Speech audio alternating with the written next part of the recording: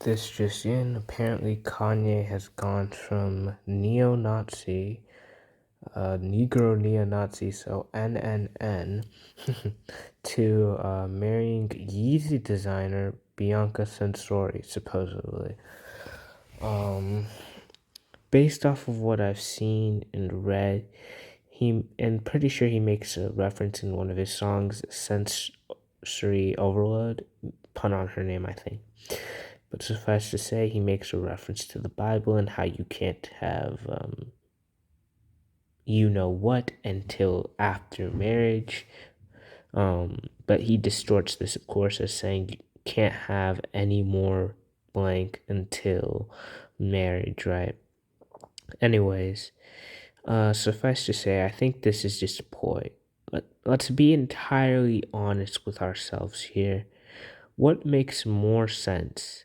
The fact that Kanye suddenly stops being a neo-Nazi and then to possibly try and get a claim back to the $1.5 billion of net worth he lost from losing his deal with Adidas. So he's at 400 million now. Still a lot, but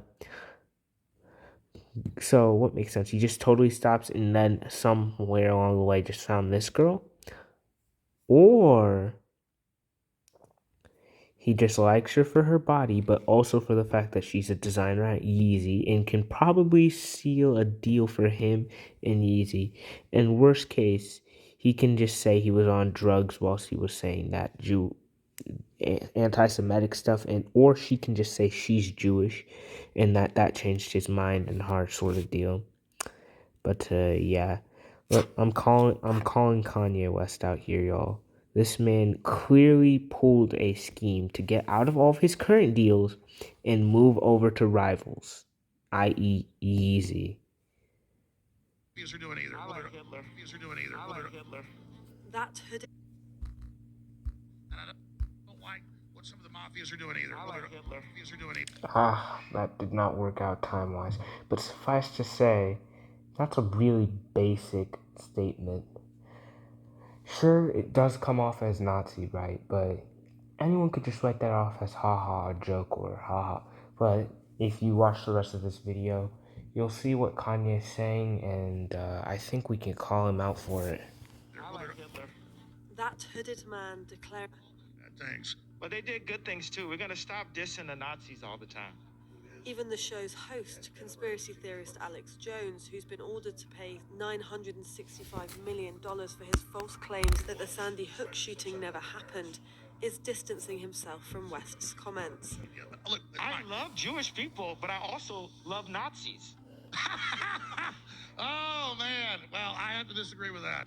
West, who's been dumped by the likes of Adidas, Gap, and Balenciaga following a string of anti-Semitic comments and banned from social media platforms like Instagram, has now been booted off Twitter again. And just 2 weeks after his account was reinstated after posting an anti-Semitic message. This time it's for tweeting an image of a swastika inside the Star of David, a symbol of Judaism. And he posted the tweet just hours after his InfoWars appearance. Okay, so let's get this perfectly clear. From what I'm hearing he's saying, this sounds like really basic stuff. As of yet, basic symbols, basic imagery, basic posts, basic stuff. I have to really ask, would an actual Nazi, a true Nazi, and even someone like a neo-Nazi be even remotely doing something like that? They wouldn't be so blatant about it. Kanye West, it's even in this video's title, Nazi praising. So I'd like to add, anyone who truly believes in a political party wouldn't just like, let's say you're a Republican, you wouldn't just be saying, I like Trump. I like the Republicans. The Republicans might have done this, but I still like the Republicans, or something like that, blah, blah, blah. You then say what you like about them, necessarily. You get specific, you get into ideology, you get into details. Kanye West, for all he knows, I guess, not necessarily the word I'd use, all he knows, quote unquote, probably isn't a history expert or a Nazi expert, which would be kind of weird if you actually are. Not in the sense of just not in the sense of knowing about history, but just in the sense of, this weird thing called studying them and trying to be them. Someone who genuinely was trying to be a Nazi or any political party or faction would be extremely blatant on what caused this conversion. They'd be extremely clear about everything. Kanye West has done the equivalent of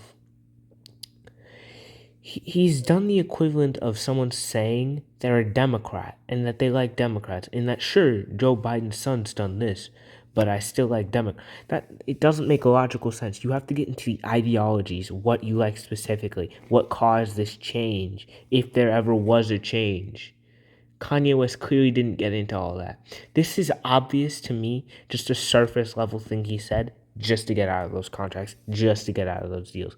Balenciaga, Gap, Adidas. Firstly, Adidas.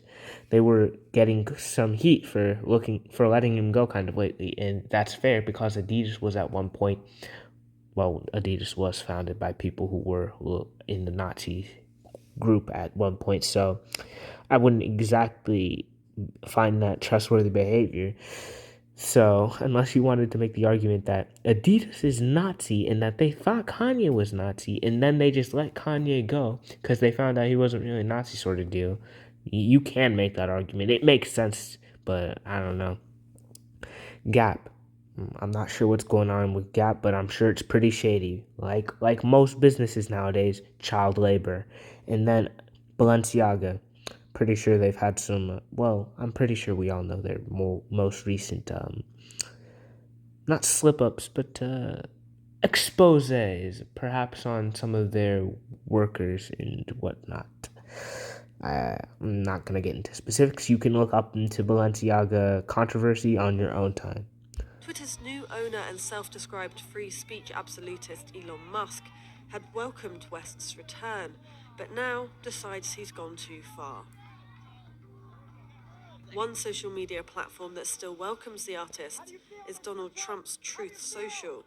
The rapper immediately began posting there when resuspended from Twitter.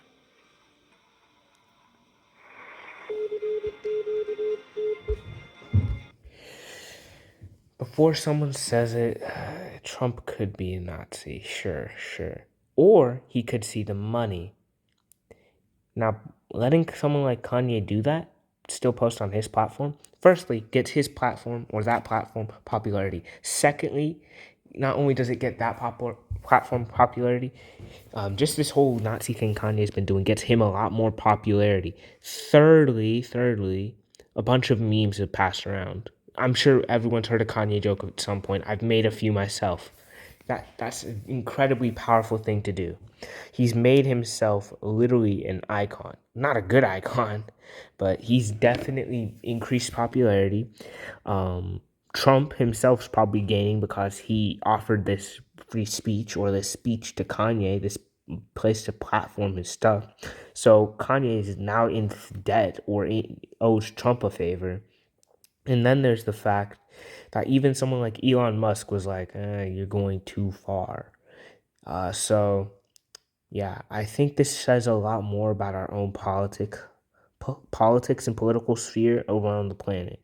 So, the summary, in essence, is Kanye West faked being anti Semitic. He made anti Semitic comments to get out of deals with companies who were facing heat and with companies whose contracts he did not like, and then proceeded to marry a designer for another company so that he can get with that company so that he can regain a portion of his net or increase his net worth, because 1.5 is a lot bigger than billion is a lot bigger than 400 million, around 3 times, at least 3 to 4 times. So yeah, calling you out, Kanye. You faked being a Nazi. Then I'm calling Trump out. Smart move for giving him a platform he now owes you. And Jones and Musk.